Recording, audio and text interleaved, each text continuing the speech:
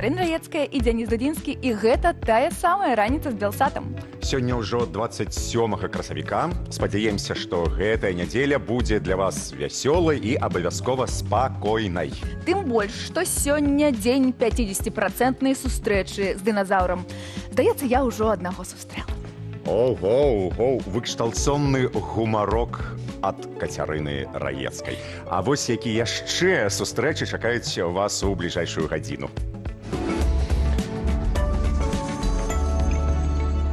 Як навучыць свайго сабаку даваць буську, раскажа і пакажа прафесійны кінолаг. Мюслі-батончыкі ў нас дома. Гатуем з фудблогеркай Алесей Княжевіч.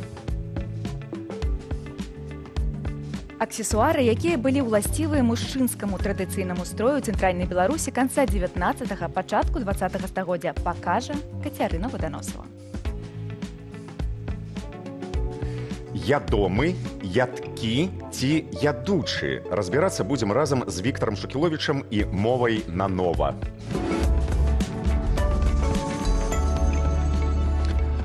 А яшчэ мы завялі сабе інстаграм-старонку. Яна гучыць так: раніца, ніжняе падкрэсліванне, шоу. Назву вы бачыце зараз на экране. Ёсць, дзесьці яна ёсць. Падпісвайцеся, сачыце, каментуйце, пішыце нам. Мы ўсё гэта чытаем абавязкова. І таксама у нас ёсць тэлеграм-канал. Назва таксама «Раніца, ніжняе падкрэсліванне, шоу». І што яшчэ? Фейсбук, Ютуб, і мне падабаецца больш за ўсё аднакласнікі. А мне падабаецца тэлебачанне, бо ёсць тыя, хто глядзяць нас вось па спадарожніку. Тэлебачанне... Прамы эфір. Так, сябры, зараз канец красавіка, шашлычны сезон, але вось мне падаецца, сёння на дворы не вельмі шашлычнае. Раскажыце пра свой ідэальны пікнік. Давайте так, пікнік мары. Дзе, калі, з кім? І дзяліцеся з лепшымі рэцэптамі. Мабыць, мяса, а мабыць, калі вы вегетарыянец, нічога іншага. І вось што гэта будзе? Што гэта не мяса? Садавіна гародніна. Шашлык садавіны гародніны. Пікнік, шашлычны пікнік з садавінай гародніны. Ну, гучыць так сабе, так сабе. Дбайце пра сваю бяспеку абавязкова. Шаноўнае гаспадарства, калі вы знаходзіцеся ў Беларусі. А пачынаем эфір з лепшых сяброў чалавека з сабак. І калі вы жадалі навучыць свайго гадаванца даваць буську, вось вам відэаурок.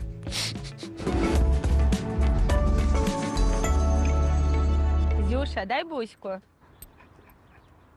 Зюш, дай буську. Зюша, дай буську. Шчыра кажучы, я хацела пачаць гэты рэпартаж з таго, каб пахваліцца, які ў мяне разумны сабака і колькі каманд ён ужо ведае. Мы запісалі, мабыць, з 30 дубляў, але Зюзя катэгарычна адмовілася выконваць хоць што-небудзь. Увогуле, з гэтай цудоўнай гадавалай мініятурнай аўстралійскай аўчаркай неспадзяванак хоць адбірай. Што ты нарабіла? Навошта ты дастала ўсё з смеццевага пакета? Зюша, я толькі прыбрала кватэру. Вось што ты зноў нарабіла? І каб Зюша была цудоўным сабакам, не толькі на словах, але і на справе, мы займаемся з кінолагам. Привет. Приветик. Прывітанне. Прывітанне. Калі мне не ўдалося дапрасіцца пацалунка ад свайго сабакі нават пасля 30 дубляў, то ў кінолага Сяргея Вялічкі гэта атрымалася з першага разу. Зюзя? Буську? Чаму яна заўсёды вас слухае лепш, чым мяне? Ну, гэта проста на самой справе рэч. Павінна каманду даваць канкрэтна, гучна, каб яна магла зразумець, што гэта каманда, бо ад пачатку сабакі ж не ведаюць чалавечай мовы. Яны ведаюць толькі лай, рык, укус. І таму трэба, калі мы размаўляем з ёй, то спачатку даць гэтае паняцце, здаць гэтай камандай, і тады будзе яна працаваць. Зюзя, ка мне. Ка мне. А калі вы? Зюзя? Добра, супер.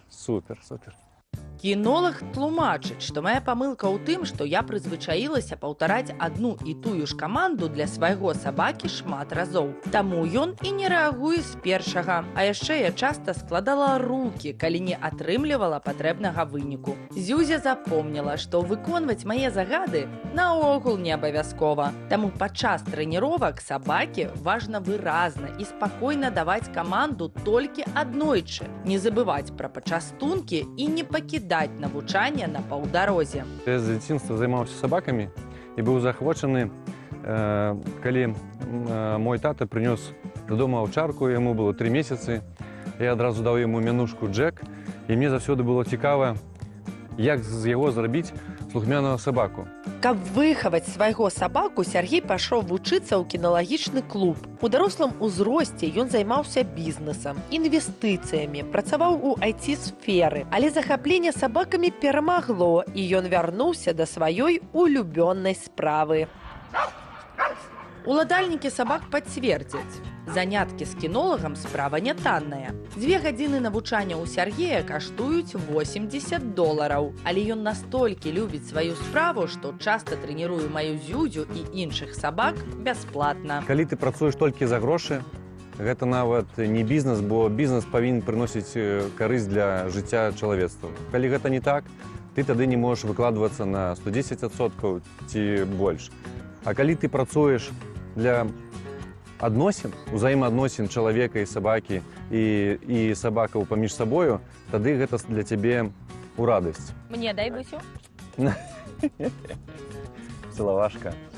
Ой, дякуй, дякуй, дякуй, хлопець. А ты говорила, Буськи не даёт.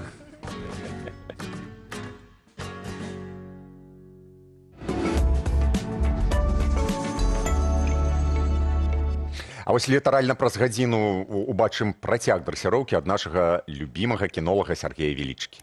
І вось цікава, ці можа чалавек сам сябе так вось натрэніраваць ці надрэсіраваць, каб ніколі не выгараць? Пытаем у псіхолага Артура Удраса.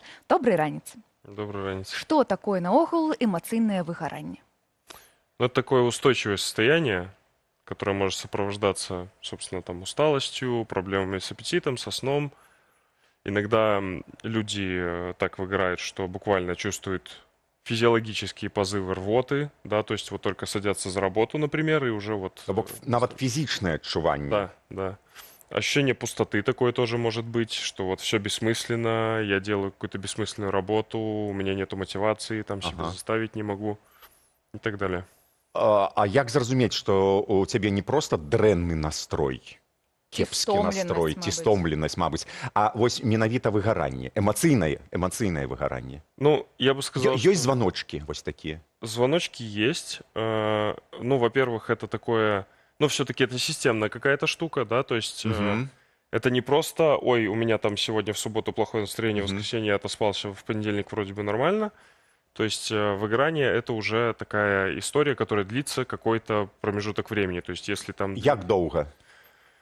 Ну, я бы сказал, что если от 2 недель, то уже пора как бы, ну, предпринимать какие-то меры. То есть если 2 недели какое-то состояние сохраняется, вот и нету мотивации, ощущения пустоты, если то, что раньше заряжало энергии, сейчас разряжает, например, да, то есть если раньше была, например, походы в бар очень классно, там, с друзьями, например, это было очень классно, очень здорово, а сейчас я работаю, и на эти походы в бар мне нужно еще больше прикладывать усилий, и я уже понимаю, что, ну, я лучше дома буду лежать и ничего не делать, да, то это уже, ну, вот, скорее про выгорание. Ад узросту залежыць гэта?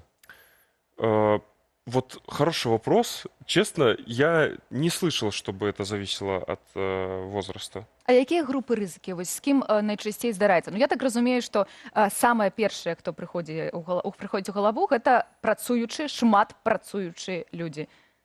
Да, но тут все на самом деле зависит. Вообще я бы сказал, что самая главная группа риска — это такие золотые дети, перфекционисты, которые привыкли делать все вот Идеально. Идеально, да. Потому что, по большому счету, выгорание — это такая разница между тем, что я хотел получить, и тем, что получил.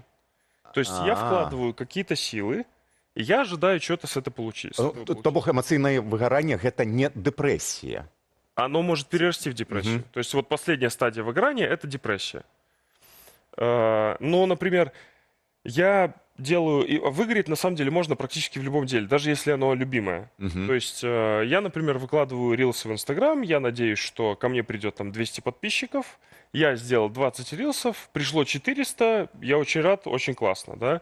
Я сделал 20 рилсов, пришло 2, тогда я уже чувствую, что у меня нет мотивации, чтобы продолжать это делать. Я уже пытаюсь себя заставить делать, и, ну, собственно, я выиграю в этом То месте. бок гэта не пра вось гэта шматпрацоўны незбалансаваны дзень, а гэта пра тое, што я магу, напрыклад, марыць быць, я не ведаю, там вялікай рэжысёркай ці спявачкай, нічога для гэтага не рабіць, такая, ну не атрымалася. Гэта ж таксама эмацыйнае, але ж гэта не выгаранне, я ж нічога не зрабіла для гэтага. Вось дзе гэты Ну вот... Так, перепрацаваў ці не датрымаў нешта? не абавязкова працаваў. Так вот в этом и дело, что это взаимосвязанные вещи. То есть переработал и недополучил.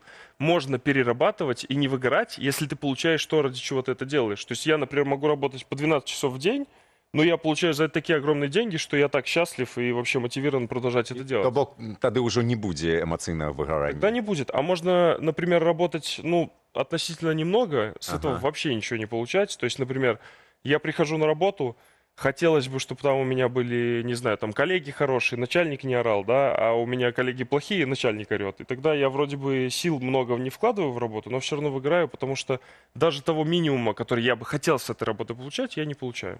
Але падаецца, што гэта не толькі пра нейкія негатыўныя фактары, ну нібыта нехта там крычыць ці нешта здараецца. Некалі і любімую працу ты робіш, але вось стамляешся і зусім няма ніякіх сілаў. Ёсць жа мамы ў дэкрэце, ёсць студэнты, ёсць вучні школаў. Яны ж таксама выгараюць, гэта ж не звязана з працай па прафесіі, але звязана з працай інтэлектуальнай і фізічнай. Наогул з існаваннем. Да, по большому счету, ну, как я говорю, выгорать можно не только на работе, практически в любом занятии. И вот эти мамочки в декретах, которые, да, звучало, это вообще группа риска, потому что очень легко здесь все обесценить. То есть, ну, например, мамочка в декрете там, не знаю, занимается с ребенком целый день, да, его там кормит, поет, и там еще параллельно убирает дома, моет посуду, и в конце концов она все это себе объясняет, что, ну, я обязана, собственно, это делать, да, и тогда сил приложено много, а вот получить назад что-то, какого-то кайфа, что вообще-то я хорошо, То есть самый например, выхлоп. справляюсь. Да. То есть понятно, что она зарплату за это не получает, но вот хотя бы вот этот внутренний кайф, что окей, я делаю свою работу хорошо, у меня ребенок накормлен, напоен, у меня дома чисто и так далее, а еще придет муж с работы и скажет, что ты вообще сидишь тут, не работаешь, я же зарплату приношу, а ты же целый день дома, наверное, отдыхала. Ну и тогда выгореть здесь еще проще, да, потому что, ну вот опять же, нету никакого получения себе чего-то. Ну, добра, зразумела, як увайсці ў эмацыйнае выгаранне, а як выйсці з яго самастойна? Ці трэба ісці да спецыялістаў? Ну, я бы сказал, что на поздних стадиях уже нужно идти, особенно если уже есть проблемы со сном, есть проблемы с аппетитом, есть вот это вот... Гэта да псіхолага. Да, может быть, даже к психиатру, чтобы выписывал антидепрессанты, потому что последняя стадия — это уже депрессия клиническая. А клиническая депрессия, с нее уже так просто не выйти. То есть это уже нарушается обмен, ну, то есть гормонов, какие-то гормоны не вырабатываются, поэтому нужны антидепрессанты. Но если стадия не такая серьезная, то, в принципе, можно выйти, можно как-то это состояние купировать. Например, во-первых, начать, наконец-то, если обесцениваешь что-то, то перестать обесценивать, да, все-таки начать принимать, что, например, я сделала свою работу хорошо, да, если, опять же, вот про мамочек в декрете, что, ну, вообще-то это тоже работа, я прикладываю здесь усилия.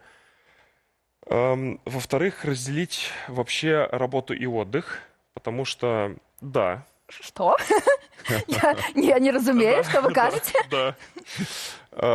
Потому что когда у нас работа и отдых слитно, да, то есть вроде бы мы физически ушли с работы, но мы продолжаем про это думать, то, соответственно, мы не отдыхаем. Вось.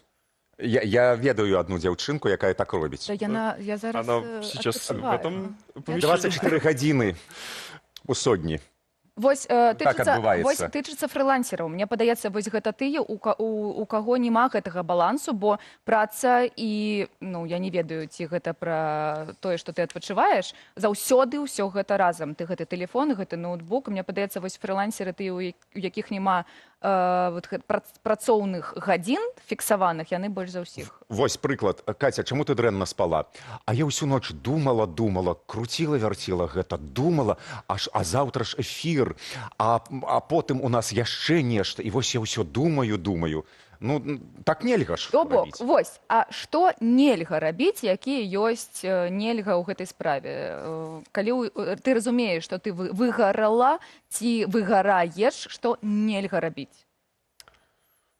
Хороший вопрос. Ну, такой самый простой ответ – это продолжать делать то, что делаешь, наверное, потому что очевидно, что если это привело к выгоранию, то если продолжать делать так же, то, ну, выгорание просто станет сильнее. Вот, поэтому, ну, я бы, возвращаясь к своей этой мысли, что я бы, во-первых, разделил сон, точнее, работу и отдых, да, потому что есть рабочие часы, где я занимаюсь работой, есть, где я отдыхаю. Потому что если этого не сделать, то можно... Ну вот, почему люди, например, прокрастинируют? Потому что нету... То есть я не отдыхаю, когда у меня часы отдыха, потому что я думаю, на самом деле, о работе. То есть физически я, может быть, отдыхаю, но ментально нет. А потом нету сил, чтобы, собственно, включиться в работу, потому что я все это время не отдыхал. То есть прокрастинация — это такое размазывание, по сути, работы и отдыха. И тогда как бы невозможно хорошо поработать, потому что невозможно хорошо отдохнуть. Хорошо не поработал, нужно еще больше там думать о том, что как-то я плохо поработал. Думать об тым, каб подумать. Да. Ну и все хуже и хуже становится. А вось сябры, родныя, партнеры могуць дапамагчы? Ці лепей наогул не чапаць чалавека? Это очень хороший ресурс, когда родственники помогают. Но калі яны таксама разумеюць, што адбываецца. Да, но человек с выгоранием, особенно если у человека с выгоранием завязана рабочая идентичность и персональная, то есть вот какой я работник, такой я человек, то они могут отрицать вообще в принципе проблемы. И тогда на друзей, их поддержку и на поддержку родственников, там, знакомых и так далее остается все меньше сил, и они сами могут эту просто поддержку не брать. То есть, ну, потому что у меня вообще нету сил с кем-то посидеть, поразговаривать об этом, да, у меня нету сил вообще как бы там с друзьями встретиться. Вот про что я и говорил, что то, что раньше, например, давало энергию, давало силы, оно теперь может забирать. Человек сосредотачивается вокруг работы, все свои как бы другие контакты обрезает по остаточному принципу, потому что нет сил. От этого ему еще хуже, потому что остается только работа. Ну и, собственно, все дальше идет. А профилактика існує яка-небудь? Выгорание. Есть, и, ну вот опять же, тут в Европе... Вось у меня ўсё добра, напрыклад, у меня ўсё добра. Але ж я ведаю, што існуе такое эмацыйнае выгаранне. І як паводзіць сабе, каб не прыйсці ў гэты стан? Вось. Але ж зараз все добра. Ну, я бы сказал, для начала иметь выходные, иметь какое-то окружение, да, в котором очень желательно, если люди будут не говорить про твою работу. Вот я раньше играл в волейбол, мы собирались волейболистами, все говорили про что? Про волейбол. Про волейбол, так. Да, то есть как бы я такой, а мы вообще с тренировки-то ушли, как бы, или мы все еще там? Вот, и очень желательно, чтобы, ну, вот было что-то другое, да, то есть что-то не вокруг работы, как бы. И коротенький отказ. Алкоголь? Чому алкоголь? No alcohol. No. Как хотите, если вам хочется, то пейте. Ну, прямой связи с выгоранием это не имеет. Я зразумела, што гэта цяжкі шлях, бо і гэта шлях такі індывідуальны, бо вось вы казалі некаторыя рэчы, такая, не, я так рабіць не буду, конечно, мабыць, і выгару, але рабіць не буду. Таму кожны, калі ласка, беражыце сябе, але шукайце тыя рэчы і тыя шляхі, якія вам дапамагаюць. Ну і мне падаецца, што лепшы... Дзякуй вам вялікі. Дзякуй вялікі за гэты расповед, Артур. Мне падаецца, што адзін з такіх шляхоў, які можа дапамагчы, гэта здаровая ежа, якая памагае нам. Прывітанне. Гэта раніца на Белсаце і я Алеся. Сёння будзем з вамі гатаваць хатнія мюслі-батончыкі. Для гэтага нам спатрэбіцца арахісавае масла, мёд, овсяные шматки, разынки, микс орехов и насенье сланечника. Берем трошки разынок и их сдробняем.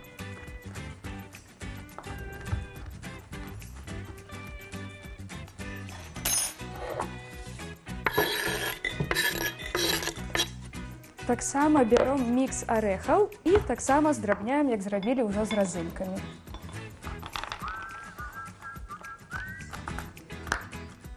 До уже готовых здробленых разинок и орехов додаем трошки сланечника, додаем 100 грамм овсяных шматков и все добре змешиваем.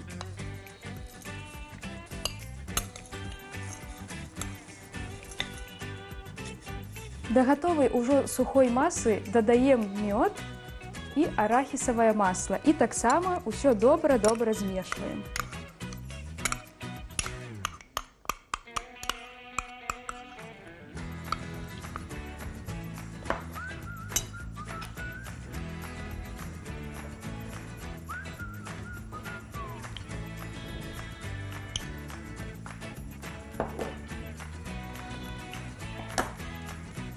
Затым, як мы ўсё гэта змяшаем, нам спатрэбіцца формачка, у которой мы сможем выкласці ўсё, размеркаваць раўнамерна і адправім усё гэта ў лядоўню на 1 гадзінку. Засцілаем пергаментным паперай форму, якой вы вырашыце ўкладаць ваши батончыкі, і пачынаем перакладаць наша гатовае начынне.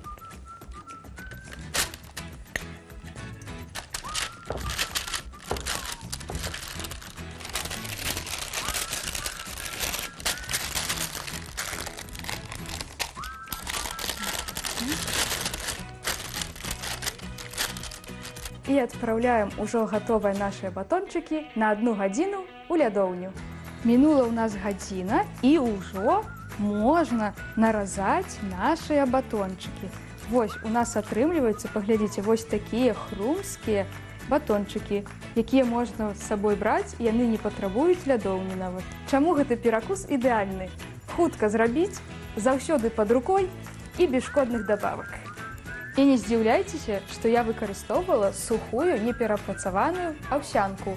Можна выкарыстоўваць як сухую, як я зрабіла, альбо таксама вы можете падсмажыць яе на сухой патэльні, і ваши батончыкі стануць яшчэ больш хрумскія. Гэтыя батончыкі недалёка адышлі ад традыцый. Інгрэдыенты, якія ўваходзяць у склад, гістарычна выкарыстоўвалі нашы продкі ў паўсядзённым жыцці. Напрыклад, аўсяныя шматкі. З іх рабілі аўсяны кісель, які ўмеюць рабіць толькі беларусы. Таксама арэхі. Іх можна дадаць да куці альбо да іншых смачных страў. Заставайцеся з намі, і сёння мы яшчэ сустрэнемся на гэтай кухні.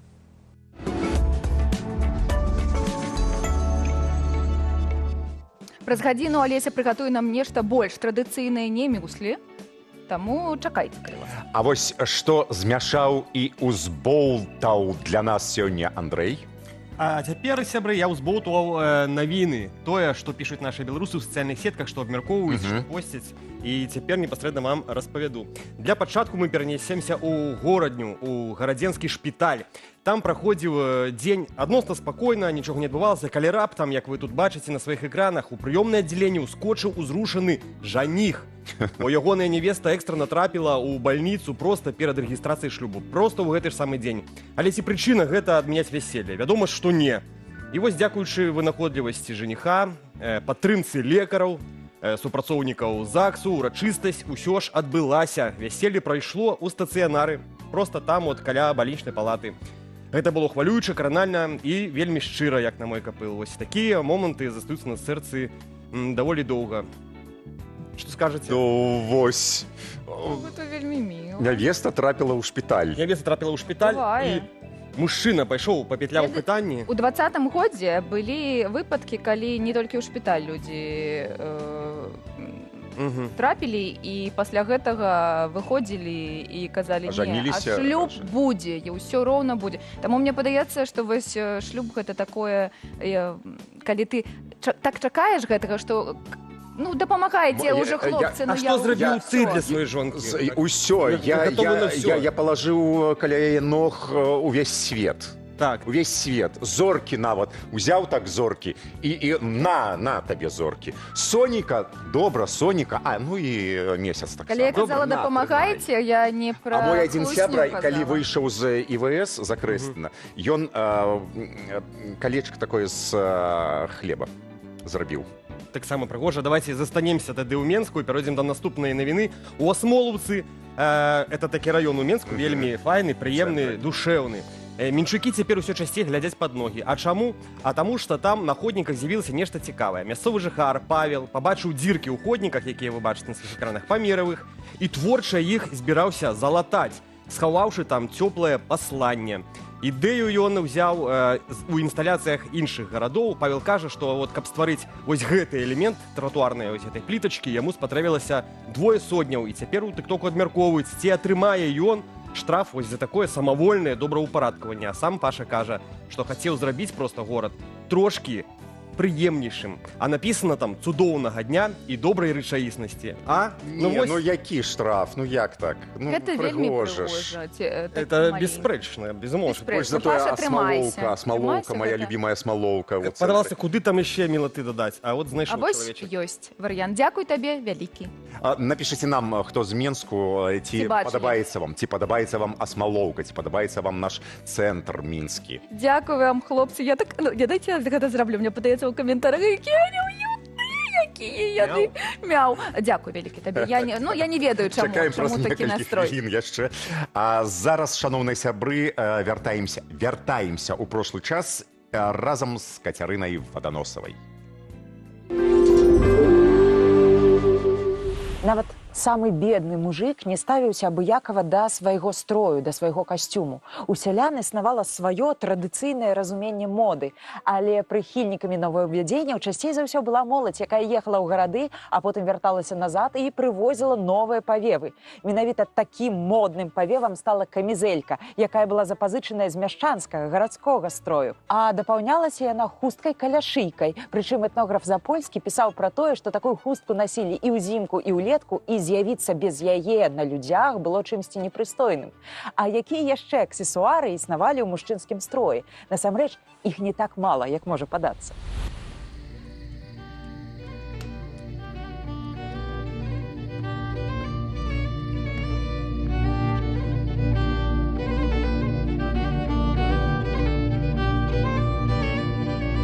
Якуб Колас у сваёй першай этнаграфічнай працы «Наша сяло, людзі і што робіцца ў сяле» так апісваў змены ў сваёй роднай вёсцы Мікалаеўшчына, у якой у 1880-1890 гады шырока практыкавалася адыходніцтва на заробкі ў вялікія прамысловыя цэнтры.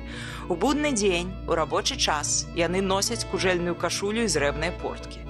Ідуць на работу ўлетку ў сяляк. Адны босыя, другія ў лапцях, а іншыя ў ботах. А на святы дзень у ўсякага ёсць новая чыстая шапка, летам з брылем, а зімою аблавухая кучомка, камізэлька, чысты суконны або крамны пільчак, крамныя порткі, боты.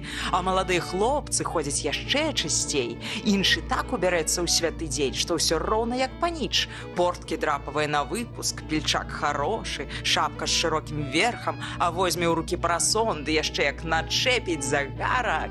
Мянялася жыццё, мяняліся людзі.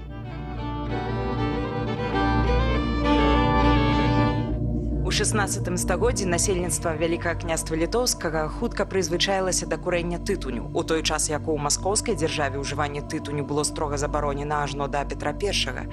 Таму менавіта з гэтага часу скураная сумачка шабета альбо каліта, якую прымацоўвалі да пояса або насілі на раменчыку праз плячо, стала служыць для захавання тытуню, люлькі і прылад для высякання агню.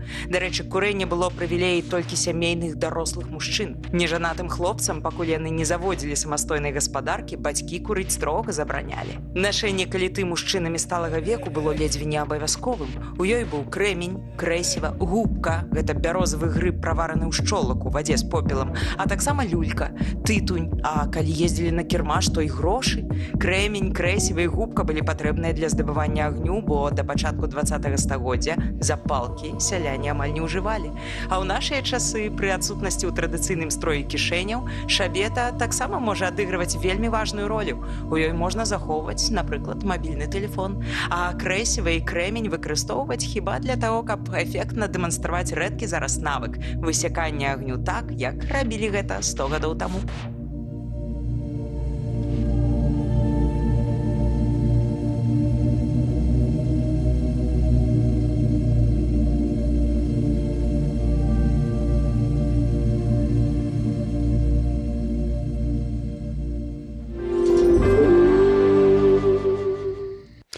А вось цалкам нітку-зорку вы зможаце ўбачыць у сераду ў эфіры Белсату. Таксама шукайце праграму на YouTube-канале Белсат History.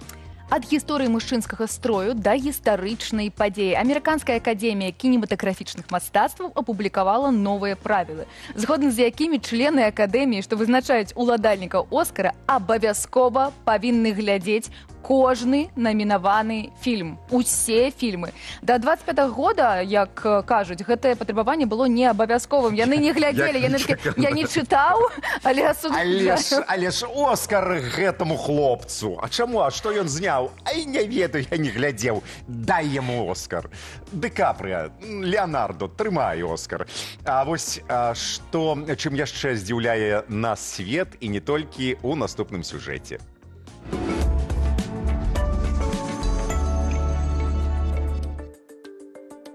У Парыжы на аукцыён выставілі асабістую шаблю Наполеона Бонапарта. Клинок з пазалочанага срэбра і ў ножнах са скуры акулы быў з імператорам з 1804 года, увесь час ягонага кіравання, аж да другога адрачэння ў 1815.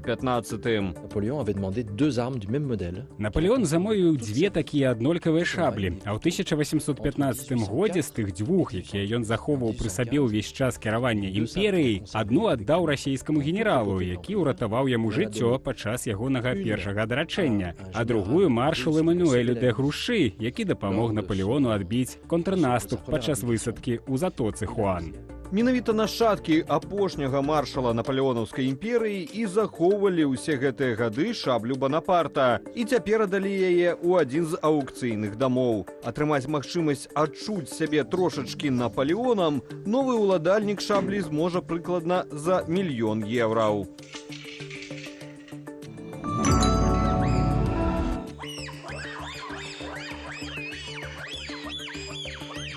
Ці знойдуць чалавек і малпы агульную мову? Навукоўцы Цюрыхскага універсітэту даследавалі 700 вакалізацыяў 30 дарослых малпаў баноба або карлікавых шымпанзэ і супаставілі іх з 300 верагодных сітуацыяў. Даследнікі прыйшлі да высновы, што баноба, як і людзі, выкарыстоўваюць абмежаваны набор гукаў, які яднаюць у сэнсавыя структуры. Такую з'яву называюць кампазіцыйнасцю. Прасцей кажучы, як і людзі, баноба могуць утвараць складаныя сэнсавыя канструкцыі.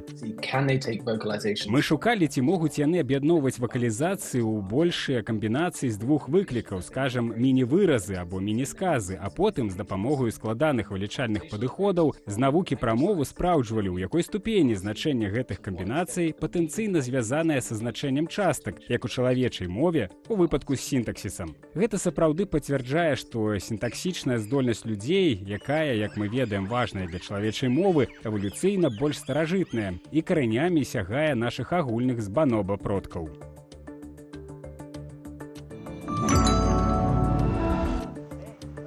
«88-гадовы экстрэмал. Хуан Альбіса з Більбау прэтэндуе на званне найстарэйшага скейтбардыста свету. Мужчына пачаў катацца на скейтбордзе ва ўзросце 70 гадоў, збольшага таму, што гэта было танней за ягоныя улюбёныя снежныя віды спорту. Ён лічыць сваё захапленне большым проста спосабам падтрымліваць сябе ў форме і прапануе скейтбординг як ратаванне ад будзённасці.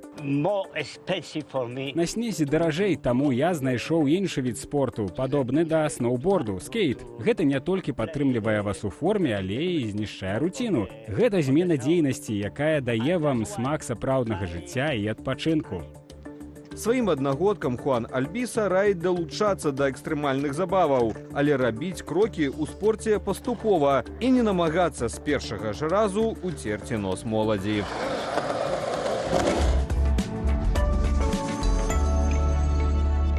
Вяртаемся ў нашу студыю і вітаем доктарку эстэтычнай медыцыны Дар'ю Андрыйчук. Дар'я, вітаю вас, добрай раніцы. Вось ужо ёсць сонейка вясновае ў нашым жыцці. Зараз надвор'е, мабыць, не такое сонечнае, але сонца, вясна, ці добра гэта для нашай скуры? Ведаеце, гэта з якога боку паглядзець, бо сонейка гэта такі досыць двухбаковы герой, таму што з ім трэба вельмі правільна так абыходзіцца, каб яно сапраўды давала нам тыя добрыя рэчы, якія патрафіць даць, таму што сонейка, вядома, гэта цепло, гэта святло, гэта вітамін Д, гэта, не ведаю, рэгуляцыя біорытмаў, рэшце рэшт. Але з іншага боку, пры такім неправільным ужываннем гэта сонейка нашага, ну то могуць узнікаць такія рэчы, як мы ведаем добра, і рак скуры, і зморшчкі, і замедленне стымуляцыі калагену, і апёкі, вядома. Таму, калі пры правільным карыстанні, то сонейка, весна, гэта вядома. Давайте, а правільна гэта як? Так, як гэта? Правильно. Ну, глядзіце, перадусім важна памятаць пра ўжыванне фільтраў. То бок, сродкі з фільтрамі SPF, яны павінны быць. Гэта першая рэч. Павінны быць часамі нават незалежна ад поры года, таму што мы глядзім не на пору года, а глядзім на ультрафіолетавы індэкс. Ну і, вядома, улетку гэта акуляры, гэта капелюш, і гэта проста такое дбанне аб тым, каб не задоўга быць на сонейку. То бок, вось у тэлефоне, напрыклад, ёсць гэтая функцыя паглядзець SPF, узровень SPF. Ультрафіолетавага гэта ён. Так ты паглядзіш, яшчэ рана. Але галоўнае пытанне, якое павінен задаць Дзяніс, бо ён не разумее, навошта патрэбны SPF. Чаму усе гэтыя вялікія грошы вытрачаюцца на нейкую белую, тлушчаабразную жыжу? Дзяніс, паслухай, калі ласка, доктарку, бо ты ж ніколі не выкарыстоўваеш SPF. Я не выкарыстаю... Хлопцы мяне не зразумеюць, калі я буду можа, ўсё ж такі зразумеюць, калі вы ім вытлумачыце цяпер чаму. Таму што, ведаеце, таму што сонейка, яно, калі даходзіць да нашай зямлі, яно маець некалькі відаў прамяняванняў. Гэта УВА, УВБ і УВЦ, якое, ну, ў прынцыпе, яно не даходзіць акурат. І вось з гэтымі УВА, УВБ мы змагаемся. Чаму? Таму што, калі мы кажам пра прамяняванне УВА, то яны ўсё ж такі, гэта перадусім тыя праменні, якія патрапляюць у такія глыбокія слаі нашай скуры, даходзяць аж да дэрмы. І што гэта агульна азначае? Гэта азначае перадусім тое, што гэтыя прамяняванні могуць выклікаць рак скуры. Гэта першая і асноўная прычына, чаму зараз мы вельмі заахвочваем нашых пацыентаў карыстацца сродкамі з фільтраў для таго, каб проста пазбягаць такіх большых выпадкаў ракаў скуры. Гэта першая рэч. Ну і другая рэч, гэта ўсё ж такі такія теж поводы эстэтычныя, таму што прамяняванне УВА, яно павадуюць замедленне стымуляцыі калагену, яно павадуюць фотастарэнне, эластозу скуры. І з цягам часу гэта ўсё, канешне, сказваецца на нашай скуры. Ну і прамяняванне УВБ, гэта ўсё ж такі тое прамяняванне, якое акурат вось выклікаюць апёкі скуры. Тобто, калі чалавек пераляжыць на сонейкі, на сонейку... Чырванее. Так, падсмажыцца там задобра і у выніку атрымоўваем апёкі. Гэта прамяняванне УВБ, ад якіх таксама ахоўваюць вось менавіта гэтыя сродкі. А калі няма сонейка? Ну, напрыклад, ты ў цяні, ты пад парасонам, напрыклад. Калі няма сонейка, добрае пытанне. Зноў ж такі у гульню ўваходзіць вось гэты ультрафіолетавы індэкс. То бок, калі ультрафіолетавы індэкс ад 0 до 2, можам сабе пазволіць на тое, каб у нейкі такі пахмурны дзень просто не ўжыць гэтага фільтру, так? Але ўсё ж такі, калі гэты індэкс больше, чым 2, ну то сапраўды вельмі раім, каб ужываць гэты фільтру, каб іх рэаплікаваць кожныя 2-3 гадзінкі, старацца штосьці там, каб на гэтай твары нашай было. А давайте разбярэмся. Па-першае, ёсць розныя вось гэтыя лічбы 15, 30, 50, а таксама ёсць розныя формы. Давайте, вось па-першае, якую лічбу абіраць, ці глядзець нешта, што напісана, і ці ёсць розніца там спрэй, давайте зробім так, стик. напрыклад, сёння. Сёння у нас 10 там плюс 10. Але сонечны, сёння сонечны дзень, у Варшаве, напрыклад, сонечны дзень.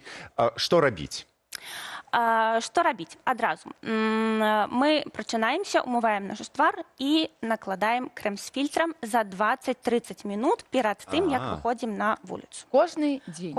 Кожны дзень, у залежнасці ад таго, які ультрафіолетавы індекс сёння нам наш тэлефон І паказвае. жанчыны, І і мужчыны. мужчыны. Дакладна Давайте так. і жанчыны, І і мужчыны. Ой, смешные какие. Добра.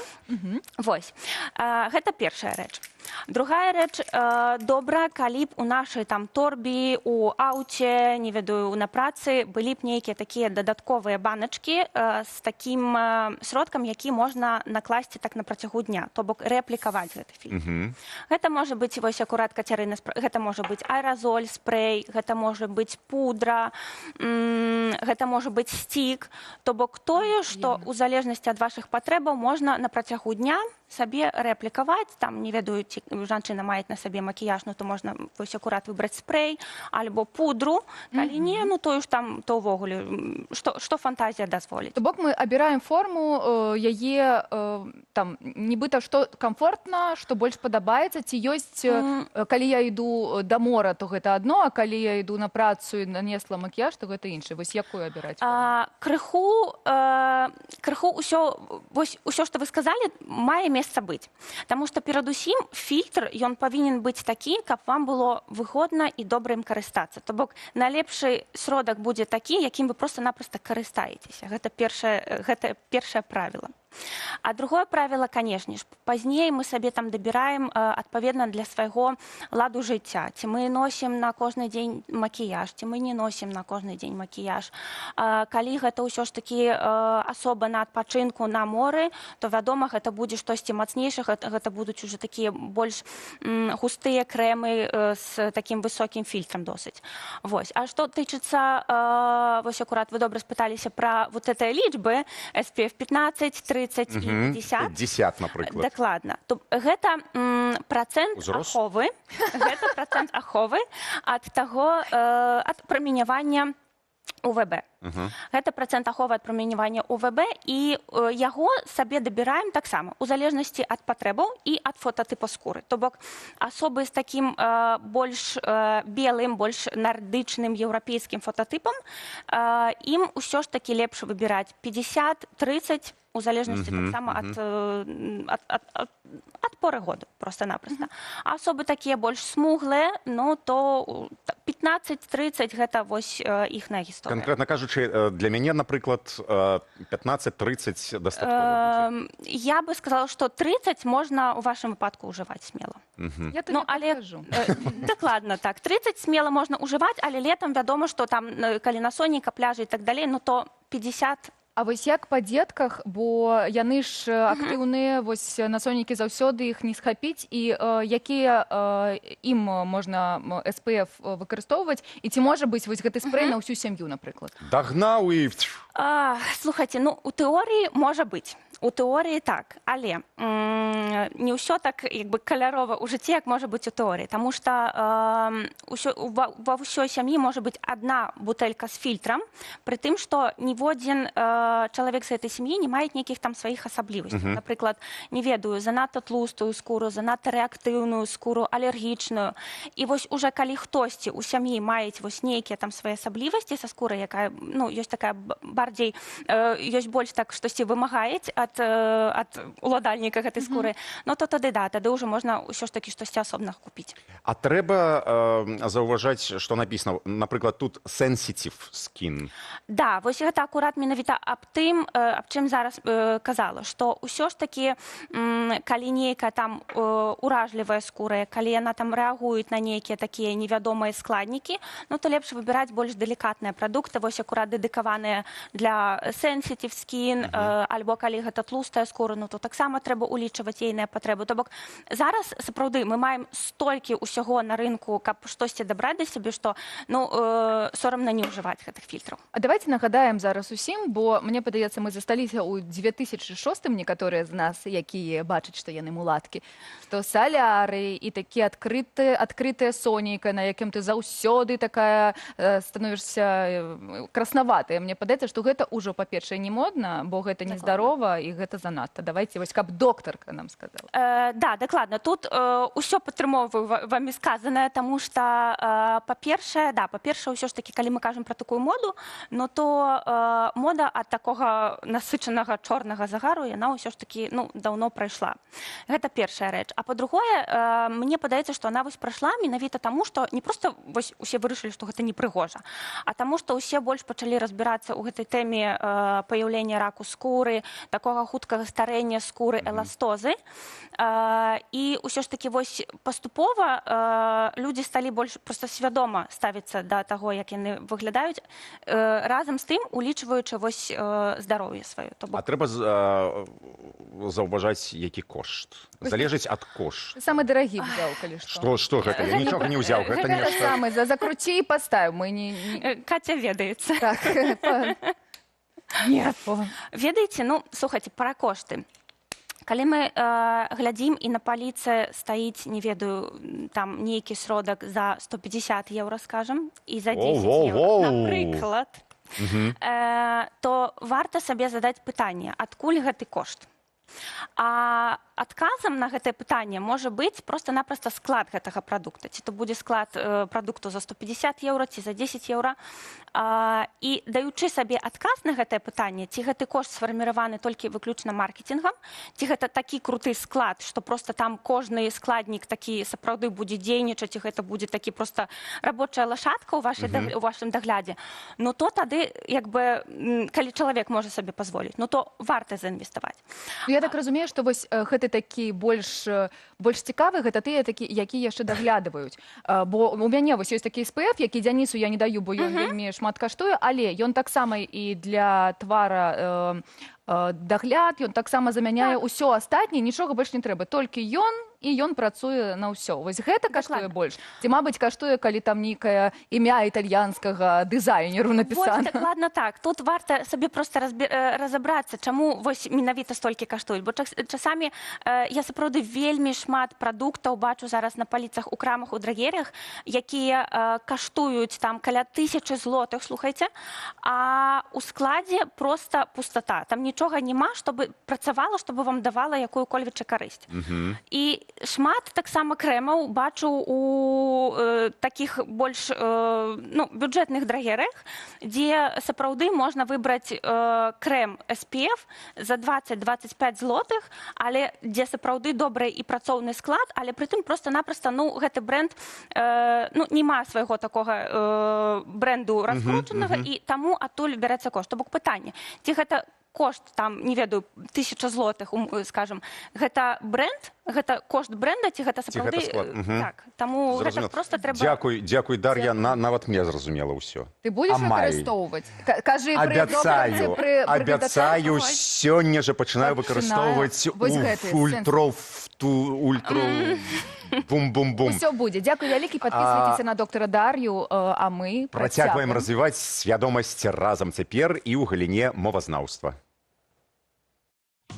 Сёння я хацеў бы пагаварыць з вамі пра словы, аднакаранёвыя са словамі «яда» і «ежа», а менавіта пра словы «ядомы», «ядкі» і «ядучы», якія па прычыне падабенства ў гучанні часам блытаюць паміж сабой. Ядомымі мы называем тыя прадукты, якія чалавек можа есці без аніякай шкоды для здароўя, а наадварот, звычайна з карысцю для сябе. Напрыклад, грыбы могуць быць ядомыя. Іх мы вельмі любім. Умоўна ядомыя, якія трэба гатаваць па спецыяльных правілах і спажываць з асцярожнасцю. І неядомыя, то бок атрутныя, і нашыя дзяды дужа добра разбіраліся ва ўсіх гэтых тонкасцях. Ах ты, белая паганка, маскіруецца пад шампіньёна. Дарэчы, слова «яд» у значэнні атрута, імаверна, таксама з'яўляецца аднакаранёвым са словамі «яда» ці «ежа». А што ж такое тады ядкі?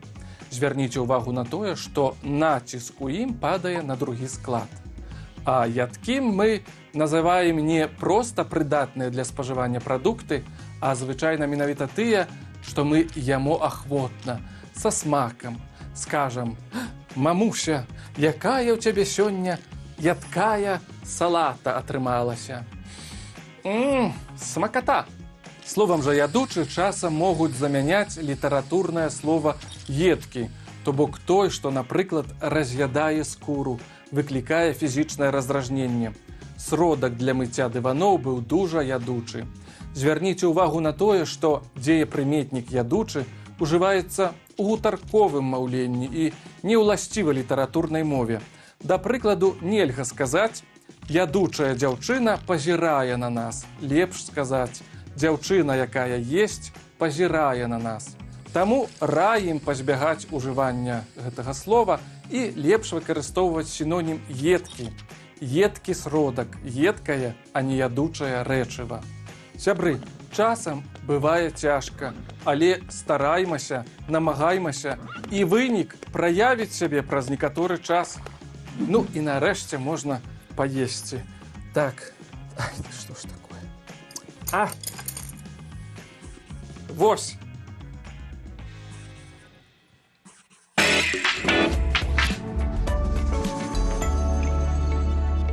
Цалкам выпуск «Мовы на нова» глядзіце ў сераду ў эфіры Белсату. Таксама шукайце праграму на YouTube-канале Белсат Лайф.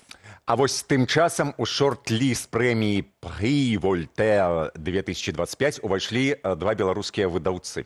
Надзея Кандрусевіч, выдавецтва «Коска», і Дмітрый Строцаў, выдавецтва «Хочро», Мінск.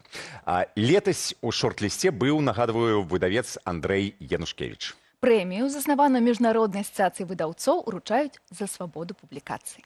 Трымаем кулачкі за беларускіх выдаўцоў, якія, на жаль, даўно не ў Беларусі. Беларусь не ў Беларусі, тэма не заўсёды сумная, і вось вам цікавыя прыклады. У свеце поўна мясцінаў, звязаных з Беларусю. І, напэўна, не кожны, хто вандруе па свеце, падазрае, што ходзіць блізу па-свойму родных мясцінаў. Зараз мы распавядзём, што лучыць самыя вялікія гарады планеты з сінявокаю. Нью-Йорк і Лондан – сімвалы глобалізацыі, мегаполісы, дзе сыходзяцца ўсе шляхі свету і таксама грошы. І ўсё ж нават тут ёсць сляды Беларусі. У Лондоне ёсць месца, дзе беларуская малітва гучыць сярод шуму Брытаніі. У сталіцы каралеўства ўзвышаецца царква святога Кірылы Тураўскага. Ды ў Нью-Йорку, амаль у самым цэнтры, таксама ёсць свой неагатычны сабор святога Кірылы Тураўскага. Месціцца ён у Брукліне. Напэўна, вы бачылі яго ў фільме «Амерыканская історыя Ікс». Каля прэзідэнцкага палацу ў Варшаве стаіць помнік нацыянальнаму герою Польшчы Юзефу Панятоўскаму. Але ён, у сэнсе помнік, прыехаў туды не з Парыжу, а з Беларусі. З 1840 года скульптура ўпрыгожвала двор гомельскага палацу Паскевічаў і была адзіную конную статуяй на тэрыторыі сучаснай Беларусі. А цяпер месца, дзе беларуская мова жыве не толькі ў падручніках, але і ў дамах і на вуліцах. Знаёмцеся, Бельск-Падляскі і Гайнаўка ў Польшчы. Беларусы жывуць тут спрадвеку, і беларушчына не музей, а штодзённасць. У Бельску працуе беларуская пачатковая і сярэдняя школа, а ў Гайнаўцы гімназія і ліцэй з абавязковым вывучэннем беларускай мовы. Таксама тут штогод праходзіць фестываль беларускай песні. Такім чынам, Беларусь – гэта больш, чым кропка на мапе. Яна і ў святынях Нью-Йорку, і ў камені Варшавы, і ў спеве Падляшша, і, канешне ж, у сэрцы.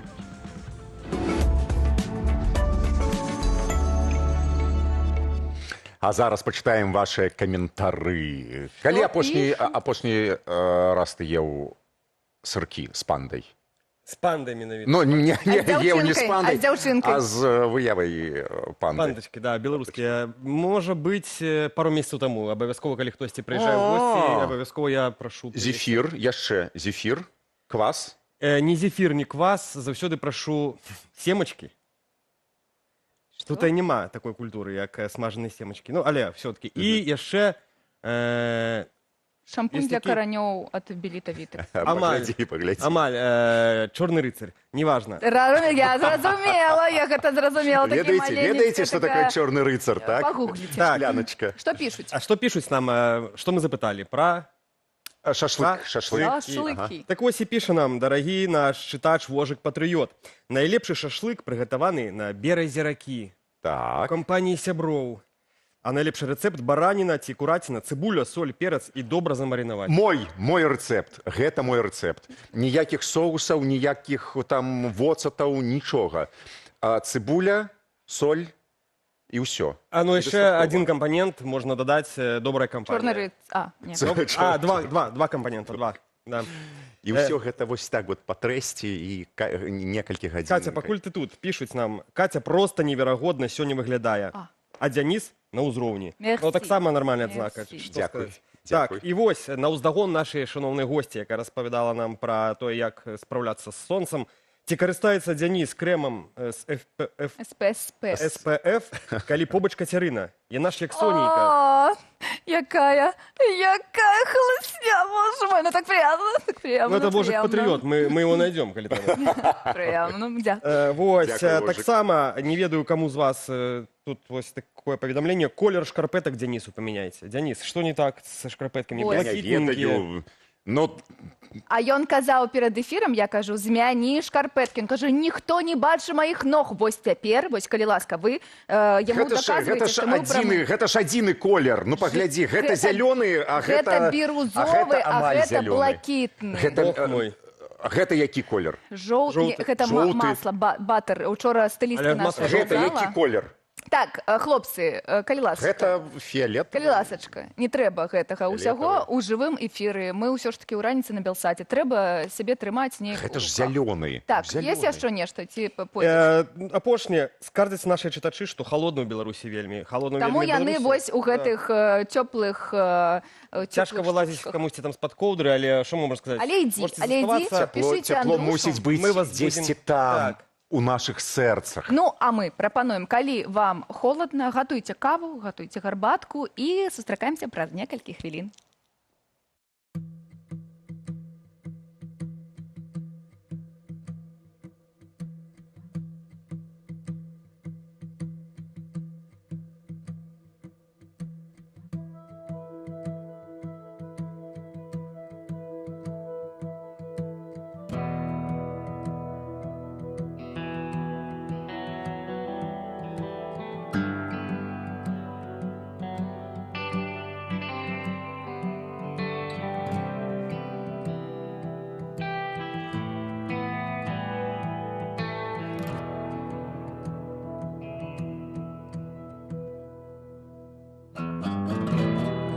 Это не та земля. Не то, что не наша, а просто другая. Это не те края. И если честно, не видно края, не видно края. Не слышно. Совсем темно. Маяк далеко и где-то не там. Карты написаны так давно, что их не узнает и тот, кто писал их сам.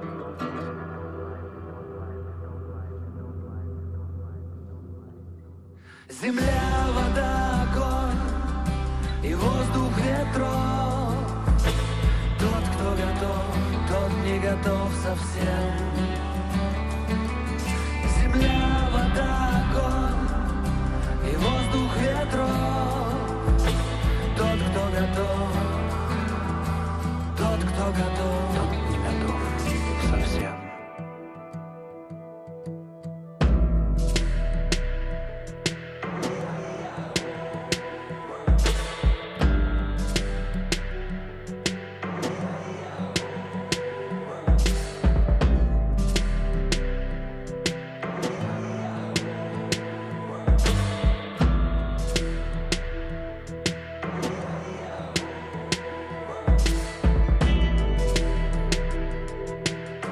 Это не та земля. Белые пятна. Она непонятна. Здесь не было рая. Это не та мечта. Она разбита. Она чужая. Так странно. Я знаю, что все не так. И я знаю, что мы найдем свои берега. Но все, что нам кажется ясным днем, уходит за горизонт и теряется там навсегда.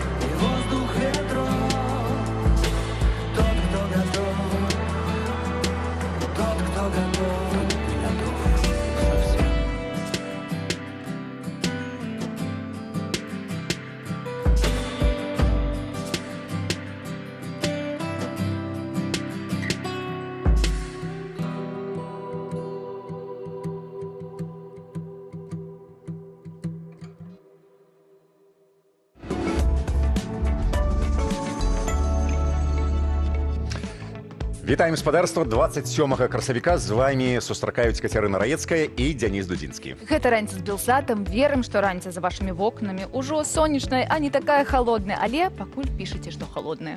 Калі не бяда, мы хмары развядзем рукамі, як кажуць, але адразу пасля таго, как я раскажам, што вас чакае ў бліжэйшы час.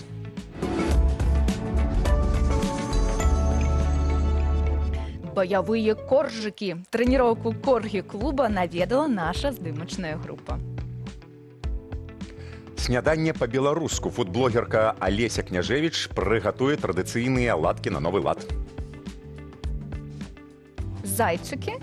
А можа лепш дукаты? За гісторыяй беларускіх грошай пільна сочыць Цімох Акудовіч. Будні беларускі ў Польшчы. Гэта весела. Чакаем у госці блогерку Кацярыну Макась.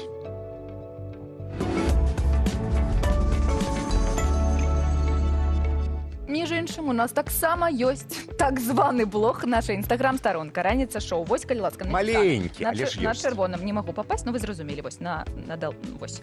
Раніца, ніжняе падкрэсліванне, шоу. Калі ласка, пішыце, а калі глядзіце, дасылайце сторкі, вось, пішыце пра шкарпэткі Дзяніса, нешта іншае, але, калі ласка, дбайце пра сваю бяспеку. Так, абавязкова. І сёння, нагадваю, мы абмяркоўваем шашлычны сезон. Калі надвор'е шэпча і вы збіраецеся на прыроду, пачакайце, зусім хутка наша госця раскажа і пакажа, як пры дапамозе простых рэчаў аформіць інстаграмны пікнік на зайздрасць падпісчыкам. А калі холодна, пакуль рабіце нататачкі і пішыце, што для вас самае важнае на пікніку. Прыгажосць ці, мабыць, мяса. Я не ведаю. Можа, кампанія, але нічога пра гэта не ведаю. А я ведаю адну такую кампанію, у якой будзе рад кожны пабываць. Галоўнае, гэтых рабят не падпускаць да мяса.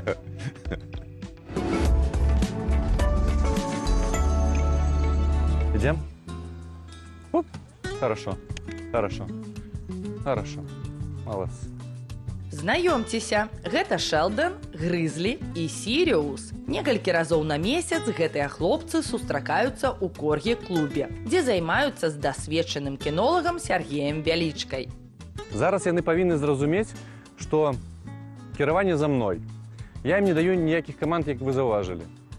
Мы проста ходзім у тым кірунку, які патрэбна мне. І выконваем тыя правіла, якія патрэбны, каб яны паміж сабой не перасварыліся. Адна з самых цікавых падзей тое, што ты нічого не выдумваеш, не прыдумваеш. І прыязджаў да адных кліентаў у іх там коргі. Вельмі складаная сітуацыя. Патрабавалася часу больш за 4 месяцы. Потом атрымалася так, што я прыязджаю ў той самы раён, там зноў коргі. Кажу, ну давайте працаваць, добра працуем. Праз тыдзень хтосьці зноў звоніць, прыязджаю амаль у тым же самым раёне. І збіралася так 5 коргі. Кажу, трэба ўжо зарганізоўвацца, у нас ёсць шмат працы, давайте рабіць разам. Задумка кінолага вельмі спадабалася гаспадарам коргі, і яны пачалі збірацца, каб выхоўваць сваіх сабак разам. І так 5 коргі забраліся ў адным з раёнаў там Варшавы, і мы пачалі сваю гэтую працу. Ну і потым ужо далучалася, нават было такое, што максімальна было хіба 14 сабак, адразу розных памераў возрастоў. І гэта прывяло да таго, што вялікая зацікаўленасць з'явілася. Эй! Могуць пасварыцца, трэба заўсёды пільнаваць сітуацыю, трымаць увагу. Калі гэтага не рабіць, то можа здарыцца рознае. А цяпер самае галоўнае, што рабіць, калі ваш сабака раптам трапляе ў бойку з іншым. Мы павінны рабіць такі замок, каб перакрыць паветра, і тады яна адпусці пасть. Бо часамі бываюць такія сітуацыі, каб другую сабаку не загубіць, яна магла спасціся, то трэба рабіць такія моманты. Ці браць павадок, рабіць такую пятлю, перажымаць, і тады адну сабаку мы адцягваем. З часам у коргі-клуб сталі прыходзіць і сабакі іншых парод. Сядь. Ну? Добра. Так, лапу, молодец. Важна, каб сабакі сустракаліся, гулялі паміж сабой, таксама, каб яны атрымоўвалі досвед, бо ёсць сабакі рознага ўзросту, розных паводзін. Яны таксама паказваюць, як не толькі гаспадары, бо яны могуць усього не разумець, як сябе трэба захоўваць, бо як захоўваць свае граніцы. Часто кажуць, што сабакі ўсё разумеюць. Гэта так ці не? Яны разумеюць нават больш, бо у людзей асноўная праблема, што яны размаўляюць шмат, але паняцця ў іх няма. Таму ў іх дыскамунікацыя, праблемы, эмоцыі і нават канфлікты. У сабак усё проста. Яны адчуваюць наш стан, яны бачаць, як мы рухаемся, і разумеюць нашыя паводзіны і запамінаюць. Ім патрэбна 2-3 паўтарення, і яны разумеюць, што гэта чалавек, ён таксама прызвычайны да сваіх жа рэфлексаў, але жыве менш асэнсавана, чым сабака. Бо суперскі, што робіць сабака, гэта ён жыве тут і зараз, што я вельмі рэкамендую рабіць таксама людзям.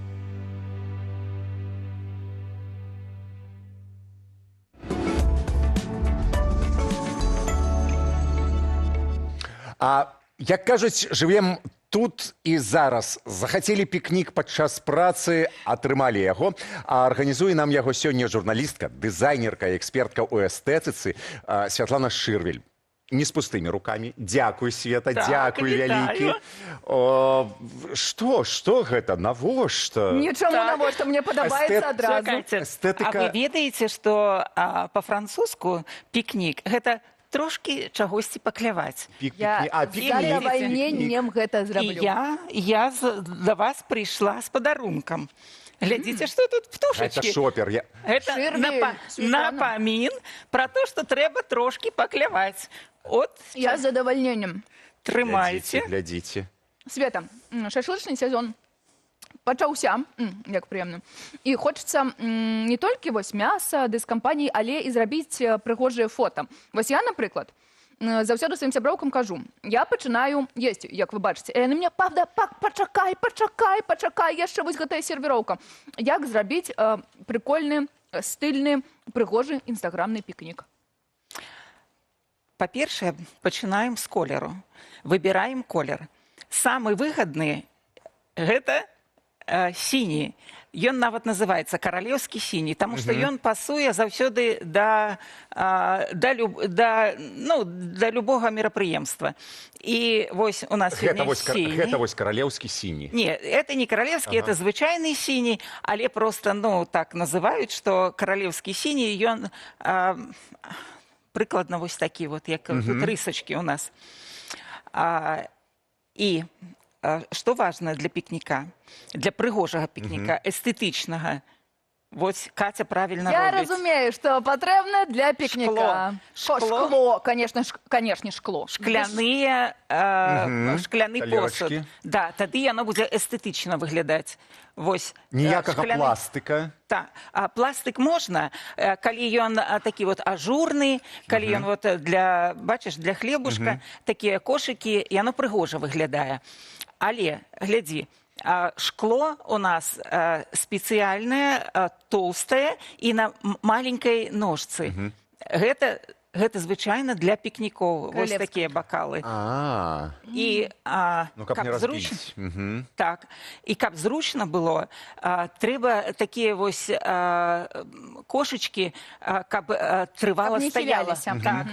Каб трывала стаяла, і бачыш, яно нават калі будзе ў нас палянка такая з горбікамі, яно будзе трывала стаяць. Гэта, канешне, смешнае пытанне, але як абраць месца, у якім няма камароў, і, я разумею, на дыване, канешне, гэта добрае месца для пікніка, але вось як абіраць, каб зрабіць потом прыгожа і без камароў. Так, звычайна лепш усяго вышэй месца выбраць, не нізіну, таму што менавіта там вільготна, і там менавіта будуць камары. Але на лецішчы таксама шмат камароў, і там нікуды не падзенешся. Проста трэба паставіць супраць, так, правільна. Правільна.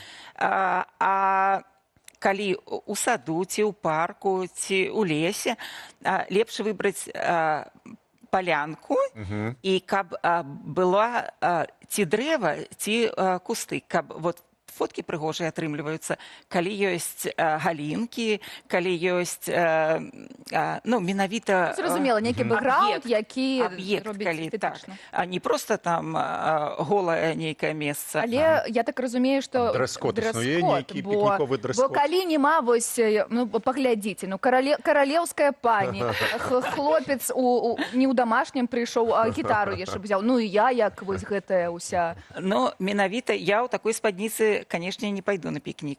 Лепш доўгую, але з натуральных тканін. Чаму не? Льняную. Я б, напрыклад, адзела льняную. У мяне шорты пад сукенкай, таму... Не буду. Для дзяўчын доўгія сукенкі, для мужчын свабодныя нагавіцы, і прыгожа выглядае, калі, напрыклад, льняныя кашулі, там бежевая, ну, натуральнага колеру, ці белая, можна пола замест цішоткі, таму што цішотка, ну, яна выглядае звычайна па-спартыўнаму.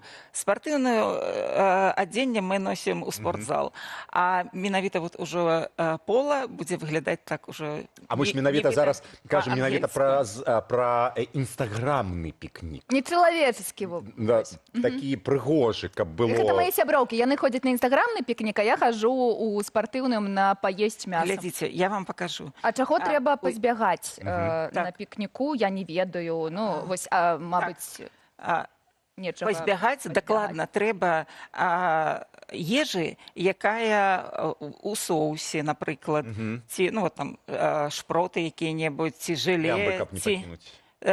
І яно не звыкла. Выглядае. І талеркі, дарэчы, зараз мы яшчэ дастанем для вас вось такія...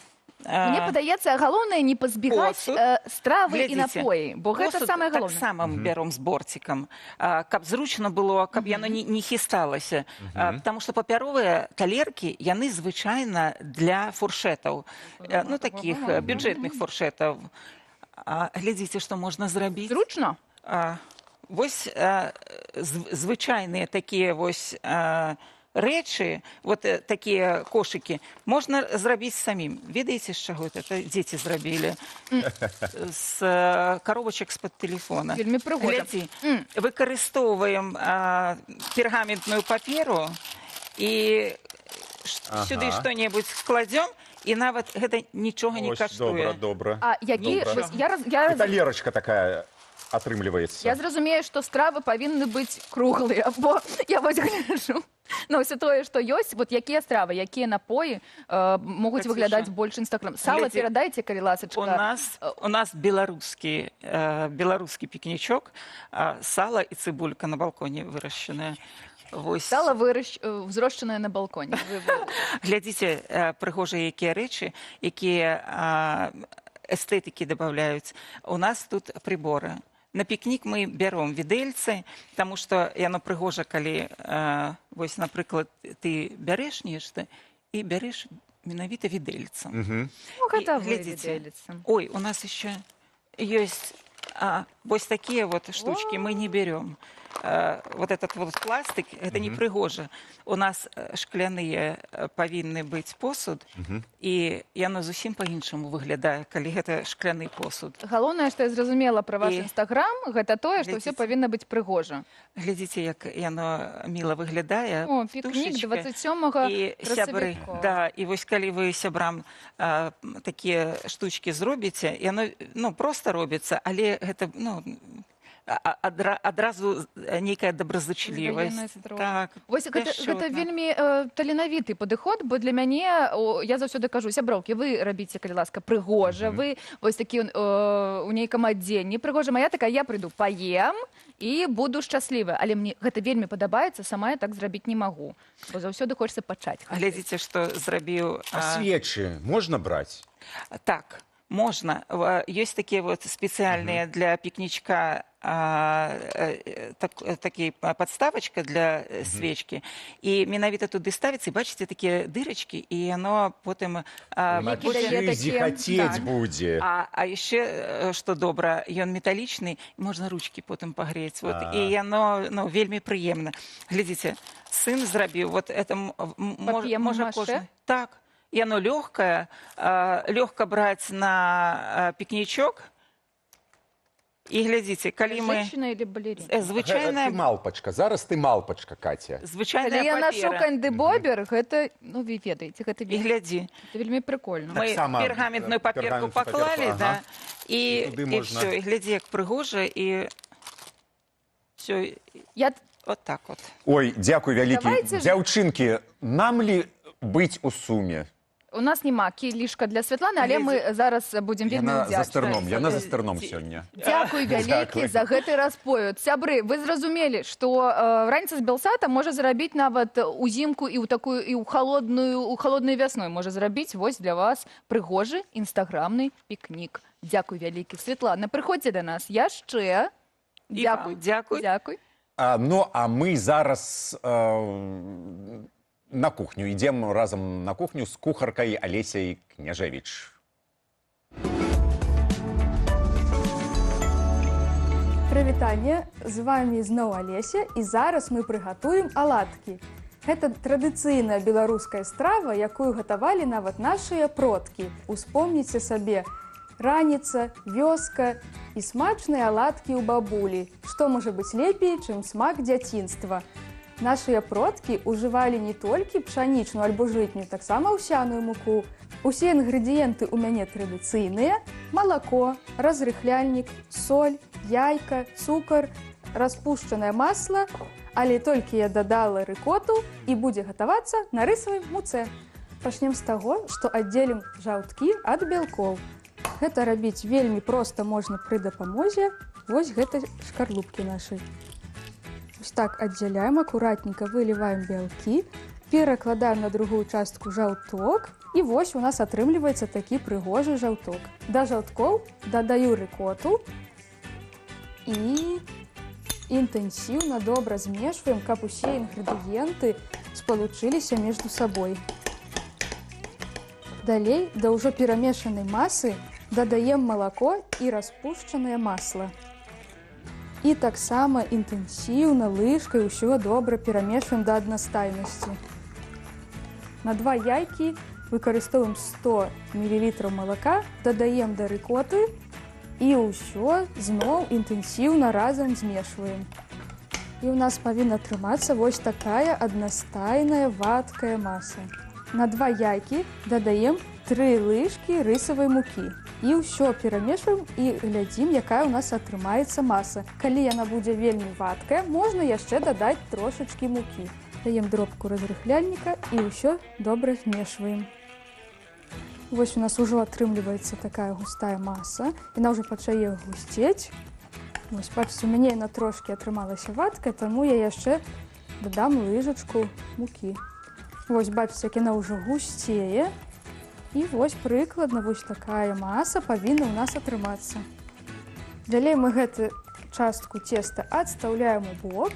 І зараз трэба нам будзе ўзбіць бялкі з дробкай солі. І цяпер пры дапамозе міксера узбіваем бялкі. Добра, хопіць. І цяпер акуратненька перакладаем у міску з жаўткамі. Паволі, не спяшаючыся, каб не нарушыць тэкстуру бялкоў. Вось так, можна па адной лыжачцы акуратненька перакладаць.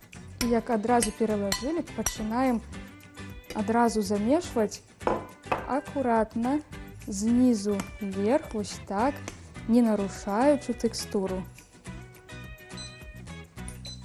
Выкладаем па адной лыжцы вось так цеста на патэльню. Дастаткова вось такой звычайнай лыжкі для адной нашай аладкі. У гэтых аладках я вырашыла выкарыстаць рысавую муку, таму што яна дадасць далікатнасці, хрумстасці і будуць гэтыя аладкі без глютэну. Але таксама вы можаце замест рысавай мукі ўжыць любую другую муку без глютэну. І я упэўнена, што гэтыя аладкі таксама атрымаюцца вельмі смачнымі і карыснымі для вас. Калі аладачка вось пачынае такія з'яўляцца пузыркі, у яе такія дзюрачкі, можаце смела пераварачваць вось так іх на другі бок. Яны атрымліваюцца вось такія пушыстыя, хрумсткія аладачкі. Я звычайна смажу аладкі на вінаградным алеі, бо я так люблю, але зараз вырашыла пасмажыць на алеі і дадала трошкі масла да смаку. І вось нашыя аладкі ўжо гатовыя, выкладаю іх на талерачку і ўжо чую гэты смак і водар той самай раніцы з дзяцінства.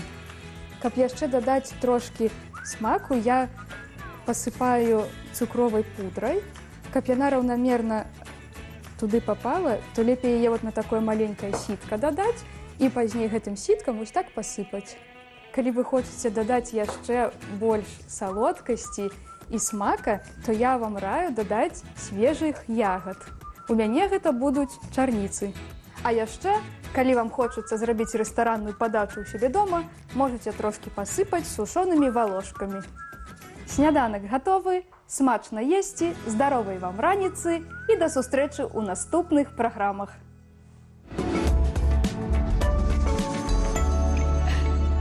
Сушеные волошки. Это где такое берется? Где взять сушеные У волошки? сухім клімаце, ты ведаеш? Ла-ла-ла-ла-ла-ла. Накосил себе и Так. все, и волошки. У сушоным клімаце. У сушоным Сушоны климате. клімат. Что отбывается, Андрей? Што адбываецца, сябры? Вясна нарэшце уступіла ў свае правы, пакуль што халодна, але з часам будзе все цудоўна, і я вам распавяду, куды можна нарэшце пайсці. Прыроду прыгожу можна ўбачыць проста выйшаўшы з дома, а вось як прачнуліся жывёліны можна пабачыць у беларускіх зоапарках. Вось рэклама аднаго з іх. На пачатку красавіка ў гарадзенскім зоапарку з'явіўся паранены лебедзь. Птушка пролятала над старым мостам і заблыталася ў кантактных правадах, звалілася на дарогу, кіроўца яе падняў, перадаў зоахоўнікам. І вось лебедзя гэтага актыўна даставілі ў зоапарк, пасля лячэння рэабілітавалі супрацоўнікі інспекцыі прыродных рэсурсаў і нарэшце адправілі на прыроду. Вось такая рэкламка зоапарку. Яны... Мне падаецца вельмі гродзенскі зоапарк. Ён невялічкі такі, але ж вельмі цёплы, неяк чалавечны такі. Чалавечны зоапарк, вельмі добра. Не, Але ну вось так. гэта ж не то, як ты разумееш. Менскі табе не падабаецца, то бок. Ён такі вялікі, там страусы ходзяць і козлікі глядзяць на людзей вось так, вось так. Больш за ўсё гарадзенскі зоапарк. Так, скажаш. але загаварылі пра Менск, застаемся тады ў Менску, і з 1 ўжо траўня на станцыі Заслонава нарэшце адкрые свой чарговы сезон дзіцячая чыгунка. Ах, з радасці вы праехаліся. Адбудзецца там урачыстая лінейка, прысвечаная юным чыгуначнікам, а ў 11-й першы цягнік нарэшце стартуе. Называецца он «Сталічны экспрэс» і адправіцца праз 2 станцыі – Піянерская і Сасновы Бор. Пракаціцца на цягніку можна будзе па выходных у маі, а летам ужо рэйсы будуць ісці з серады і па нядзелю. І кошт квітка ўсяго такі 10 рублёў. Чаму б не схадзіць, сябры? Поедем на чыгунцы? Я ў дзяцінстве Я ездзіў. была ўпэўнена, што гэта вось то, што на парке Чалюскінцаў гэта Яно і ёсць. А Гэта і ёсць станцыя яно. Заслонава так і называецца, гэта там? Так, галоўнае. Ой-ё! І ідзе да Сасновага Бора. Я памятаю, як селі ў цягнік, у дзяцінстве селі, паехалі, дзесьці там 30 хвілін прайшло, і ўсё, і ўсё. А ў тваім дзяцінстве былі цягнікі? Я думала, ты на коннай такой упряжка у вас, кажуць.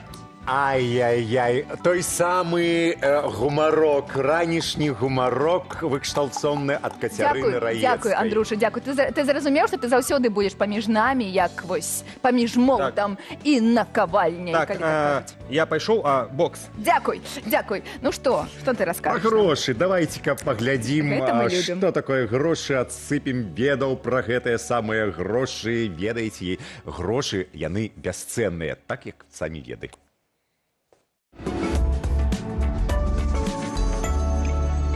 У ВКЛ першым біць талеры пачаў Жігімонт Аўгуст. Але ў масавае абарачэнне гэтыя манеты патрапілі ўжо хутчэй пры Стэфані Баторый. Талер быў самай буйной манетай з тых, якія рэальна абарачаліся на рынку. І гэта, што важна, была срэбная манета.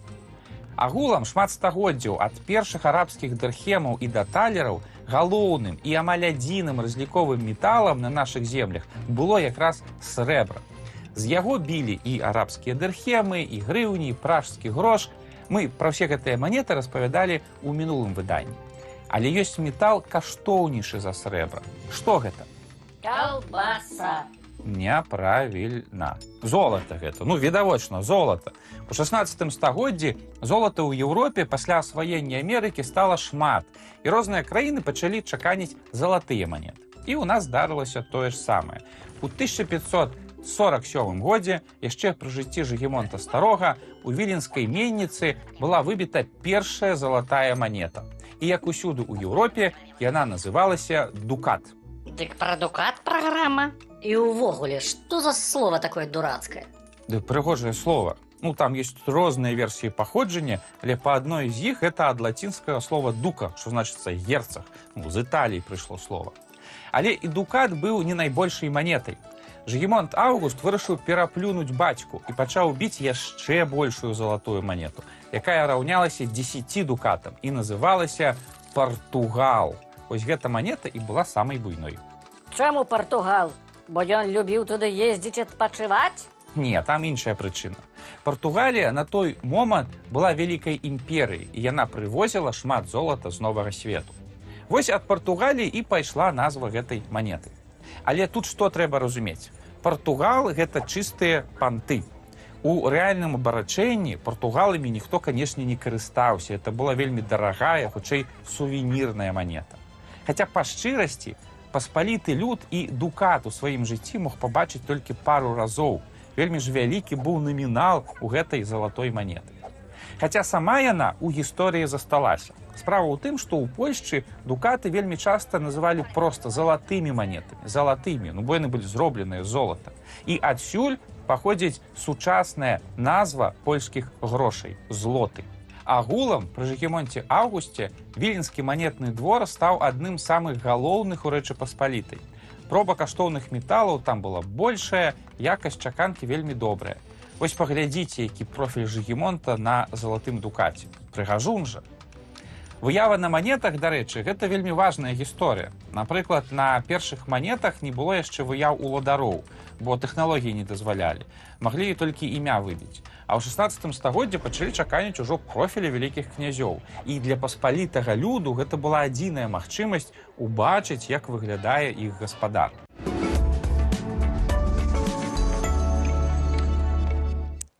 Цалкам праграму «Вусы з Карыны». Да, я хачу казаць заўсёды пра гэтыя вусы. Можна глядзець на Белсат па панядзелкам. А таксама выпускі можна адшукаць на YouTube-канале Белсат History.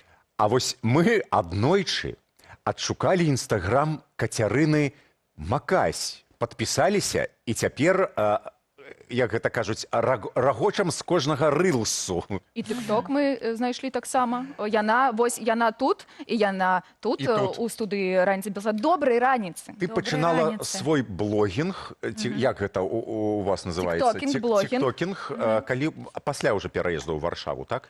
По сути, да, но я еще начала вести экспертный блог, так как я развивалась 7 лет в бьюти-сфере, то я начала вести экспертный ТикТок в начале, и как раз тогда видео уже залетали и на 100 тысяч просмотров, и на 500, и на миллион, и больше, чем на 2 миллиона. То есть я получила тогда свой практический опыт, ну и потом уже в Варшаве начала снимать видео на тему Польши. Галоўнае пытанне, а ці гэта манетызуецца? К сожалению, пока что. Если мы говорим про просмотры, то денег с этого нет. Но если мы говорим про рекламу, про сотрудничество, то уже немножечко уже есть. Ну, тое, што ты робіш, адгукаецца у людзей, вось якія ў эміграцыі тык зусім і ў беларусах адгукаецца, калі яны глядзяць вось гэтыя тыктокі пра беларускія чацікі, дзе ты кажаш пра «А перадайце, калі ласачка, там калгаты, контент, дзе нешта іншае, перадайце вось гэтую торбачку», паглядзяць у тыктоку, хай лайкі, падабайкі ставяць, хай падпісваюцца. Гэта вельмі адгукаецца. Ты пішаш сцэнары, дзе ты ў гэтую фактуру бярэш? Фактура, на самом деле, в самой жизни. Знаете, тут сходишь в Ужонт, сходишь в Бедронку, и уже есть готовые ситуации, которые я меняю под сценарий, и, в принципе, вот все уже есть. А давай зараз поглядим ролик. Самый популярный ролик. Показывайте. О, який макарон, супер. Потрібно мені такі купити. Пані, 166 гривень. Przepraszam. 176 zł 66 groszy, a kartą, a gotówką? Ile? 176 zł 66 groszy, panie. Ja jeszcze nie mówię. No, нормально? Вот это вот. 176 злотых 66 грошей. Да, я разговариваю по-русски. А слухай, я ж гэта бачыў. Я гэта ўсё бачыў. Там у цябе шмат ёсць бедронкі. Да, і з бедронкі, з жон, да. Я ж не ведаў, што гэта ты. Вось хто до нас завітаў. Колькі праглядаў вось у такіх відэо? Больше миллиона, по-моему, или миллион. То есть, То да. бок адгукаецца ў кожным сэрцы, які не толькі, мабыць, беларускім, такім інтэрнацыянальным. Але вось цябе не пазнаць, таму што ў цябе там розныя вобразы, розныя касцюмы, розныя... Ты гэта як рыхтуеш, ну, як можна для тыктока падрыхтаваць гэты начос беларускі нацыянальны? Белорусский начес. Это на самом деле не мои волосы. Это накладка, которую я купила на китайском рынке в Варшаве. Вот. Специально для блога? Да, абсолютно верно. И второй еще парик белый, он тоже куплен только с Шейна.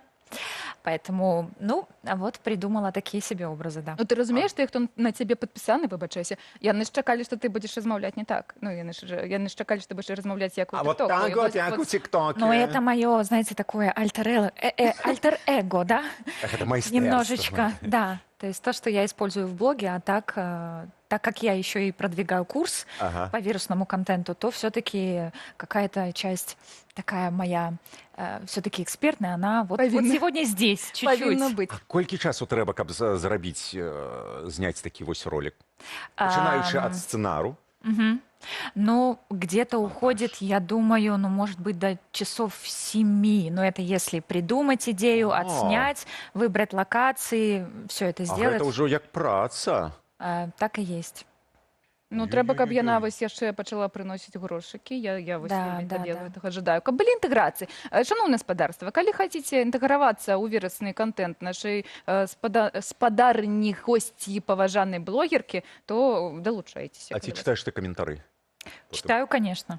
Хейтеры ёсць? Хейтеры ёсць. Что пишут? Но я же к этому отношусь, знаете, так философски. Я же понимаю, что люди пишут не обо мне, а о себе, о том, что их так стригерило, поэтому я не беру это близко к сердцу. Ну и, наверное, хейт я прочувствовала на себе именно в 2021 году, когда вела экспертный блог. Тогда я уже и наплакалась, и сидела, говорила, все, я не буду ничего делать, но в итоге сейчас с этим все окей. Ну, вось, ведаеш, некаторыя ж пішуць, што блогерка, што гэта за прафесія такая, ты не мадэль, актрыса, певіца і блогерка. Я так кажу. І гэта, і я так кажу, але мы разумеем, вось, калі ты гэтым пачынаеш займацца, гэта цяжкая праца, гэта трэба заўсёды ў напружанні свой і крэатыў, і энергію трымаць. Што робіш для таго, каб, ну, я не ведаю, мабыць, глядзіш нейкія амерыканскія, ці, не ведаю, там, беларускія рэгіянальныя медыа, каб натхняцца чымсь, ці гэта ўсё жыцця? Наверное, где-то процентов, может быть, 80 это жизни, а 20 вдохновляюсь другими блогерами, яркими, чисто могу что-то подсмотреть, и такая, о, классная эмоция, классная там вот какая-то вещь в сценарии, я ее использую. Але ж агульная ідэя гэта ўсё тваё. Да. А калі не слухаць хейтараў, што кажуць, ведаеш так, сям'я, што кажуць сябры, што кажуць асяроддзе твоё, што кажа? Айситю travailler, mon chéri. Ну, семья в целом меня поддерживает. Если я пропадаю в сторис, папа сразу звонит и говорит, Катя, ты где? Где ты? Почему нет сторис? С тобой все хорошо? Вот. И поэтому меня поддерживает. Калі хтосьці з нашых гледачоў жадае распачаць свой блогінг, нейкі, я не ведаю, як гэта... Стаць блогерам. Па-першае, ці не позна, а і калі ты хочаш? З чаго пачынаць? Ну, вось... Вось ёсць телефон, давай. Кажы, што рабіць. Открываем ТикТок. О, усё. И здесь уже... Відэа мусім зрабіць. Добра. Як зразумець, вось, твая аўдыторыя, чаго яны хочуць? Мабыць, калі ты была вяла экспертны блог да гэтага, а пасля пачала рабіць гэтыя смешныя такія адгукаючыся рылсы, што яны казалі? Што казала твоя аудитория? Но если говорить про юмористический блог, то он как-то сразу, знаете, зашел вот максимально здорово, открыто, приняли его очень дружелюбно. Даже, честно, не знаю, что сказать по поводу этого блога. Потому что как-то все очень гладко, слава богу. Пока оно так идет, пускай идет. Да. Пускай. А то, ТикТок и Инстаграм, так? Верно, да. Верно. Но то, что я хочу посоветовать, это, наверное, просто делать то, что хочется, не смотреть на мнение других людей, начинать в неидеальной квартире, в неидеальной локации. Не надо искать там что-то, чтобы тебя улучшало. Не надо думать, что вот придет время, я стану лучше. Да. Зразумеешь. Да. То есть на своем опыте делать, анализировать и убирать то, что не работает, и делать лучше то, что реально приносит результат. И все. В этом весь, наверное, такой секрет. Ой, як добра. Будешь блогером? Я так у ТикТок, і у Інстаграмі, я так, шановне господарство, я так само блогер. Поглядите мои блогинг мой у ТикТоке, у Инстаграме. Денис Дудинский, я там верши читаю, я их сам написал. Это мои верши. Але я вось запрашаю вас подписываться на нашу Кацярыну, бо яна экспертка, і калі вы будете глядзець і натхняцца, мабыць, яшчэ нечаму і навучыцеся. Дзякуй табе, што да нас завітала, дзякуй табе за гэты гумар, які ты нясеш, бо гэта вось такая падтрымка для тых, хто адчувае сувязь і з табой, з іншымі беларусамі. А мы з вами працягваем. І цікава, што там у нас? Вось калі з'явяцца блогеры-роботы, вось механізаваныя афіцыанты ўжо ёсць, амаль у кожнай вёсцы.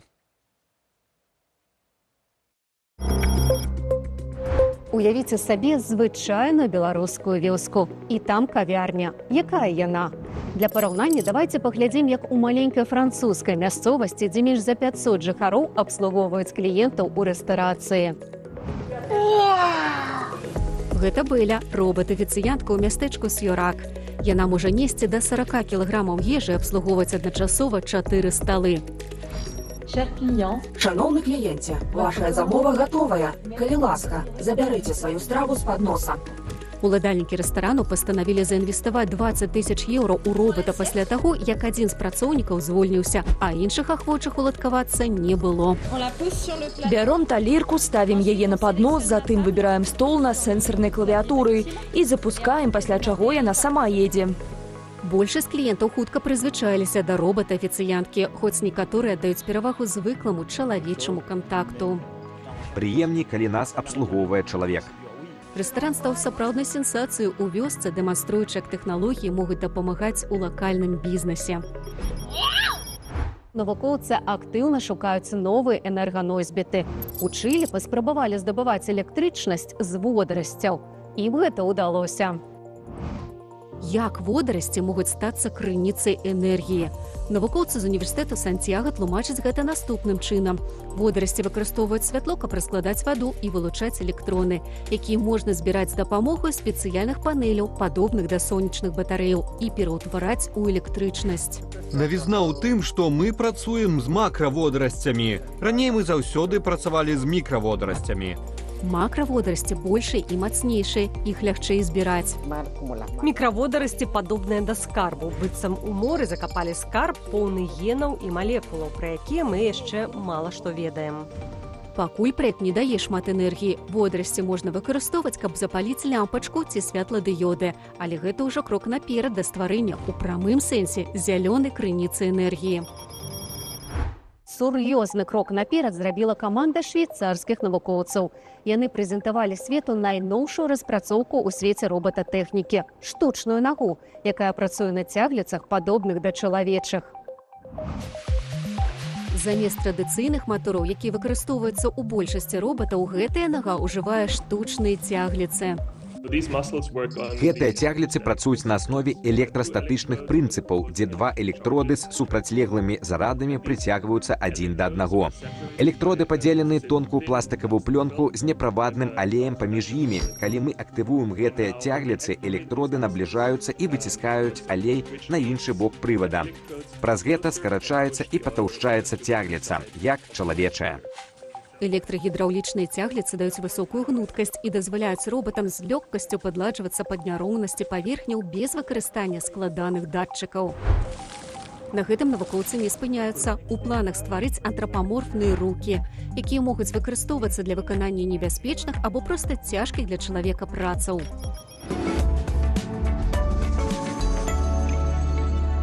Ну што пішуць? Што пішуць? Куды? Пра Кацярыну, напрыклад, ці пра яшчэ не. Пра пікнік, мабыць, напісалі нешта. А вот наступнае, што я зачитаю, ты скажи, это пра Кацярыну ці не. Найсмачнейшая страва – это сало наўпрост з чорным жытнім хлебам. Гэта пра Кацярыну. Это пра Кацярыну. Граецкую? Так. А ты пра якую? Другую ці Ну, я хацела, я ўзяла на сябе гэты каментар. Давай наступны. Што у нас Кацярын гэтых? Так, развялося. Я не зразумела вось гэтай прад'явы, як кажуць на аўтазе. Ну, это не да яе, а да астатніх же ж, правда? Так, добра, што яшчэ? Карацей, так, пра пікнічкі нашыя. Сало і памідоркі. Вось ідэальная камбінацыя на пікніку. Всё было. Смачна і колеры радуюць вока. Дзяніс, сало і памідоркі. Ну, сало і памідоркі, так. Дадае кветачка у нас, наша каментатарка. Сало яшчэ з агурком маласольным. Не? Не. Маласольны не. Сало і маласольны агурок, ну не. То бок, з 2 гадзінаў раніцы з Белсатам, з усяго, што мы рабілі, з усяго, што мы казалі, вы толькі сало заўважылі. Вы зразумелі? Вы зразумелі? Ну, как бы, да. Походу, нас глядзяць у Беларусі. Быццам бы нас беларусы глядзяць. Ну, добра, што яшчэ? Яшчэ пішуць, хтосьці збіраецца рыхтаваць сняданак. Мы нагналі сліны людзям і пішуць, трэба рыхтаваць сняданак і ісці за круасанамі і хлебам на захвасцы. Без сала? А чаму без сала? Каментар без сала не вылічваецца. Круасан з салам. Гэта ж тое самае, што трэба. Добра, што яшчэ? А я прыгатавала яешню з сырам і каву з цынамонам, як на раніцы з Белсатам раілі. Смачна, так. Вось, было. І цукерка камунарка залатая калекцыя. Каця таксама з цынамонам п'е кавку. Ну, вось... Ванілін і цынамон. Яшчэ нашыя гледачы скардзяцца ўсё-ткі працягваюць на кепскае пакуль што, на жаль, надвор'е ў Беларусі, але я вам скажу, што ў бліжэйшыя дні будзе пераменнае надвор'е і ў дзень да плюс 16. То бок у дзень ужо можна будзе спакойна. А паказвай так вось, нібыта ў цябе сонечна. Калі вы напішыце каментары, то Андрюша на наступны раз падрыхтуе надвор'е, такі будзе прыгожы ў такім у сукенкі. Я гляджу, Варшава сёння 13. Сёння будзе, да. У Менску. Галоўнае, што там у Менску? Я разумею, што ёсць іншыя беларускія гарады. Всё, 18, можна жыць. Добра. Ці як кажуць у нас у Варшаве Бендзі? У нас ніяк не кажуць, у нас у Менску кажуць. Пішыце, з якіх гарадоў і з якіх мястэчкаў вы глядзіце нас, я не ведаю. Дарэчы, у нас ёсць ужо адзначыліся Гародня і Магілёў. Дакладна, што Вожык-патрыёт, я памятаю. Так. Вожык-патрыёт. Дзякуй вялікі ўсім, хто быў сёння з намі. А што яшчэ пажадаць? Рыхтуйцеся да пікнікоў, прыйдзе час, іх прыйдзе. І галоўнае, давайце, хлопцы, спяем. Музыка для... Музыка для вас. Тэкст, музыка, паехалі! Дзякуй вялікі, да сустрэчы на наступным тыдні.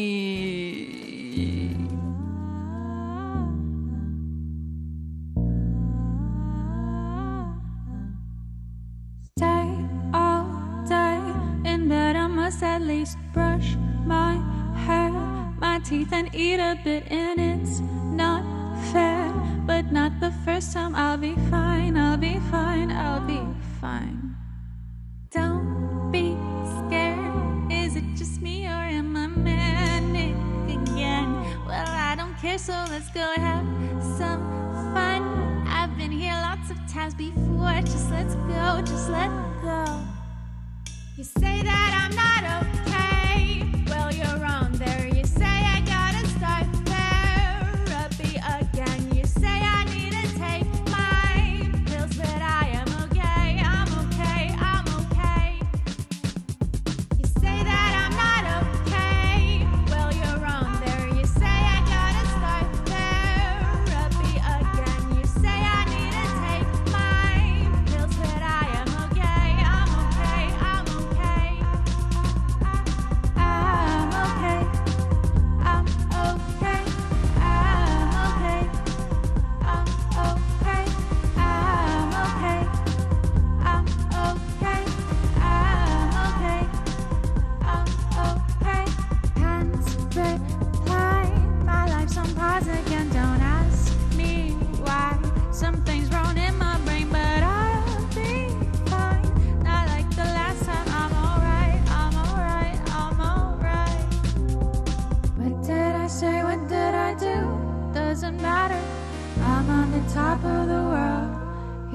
after, right before I fall. You won't catch me, never mind, never mind. I'm alright, I'm alright.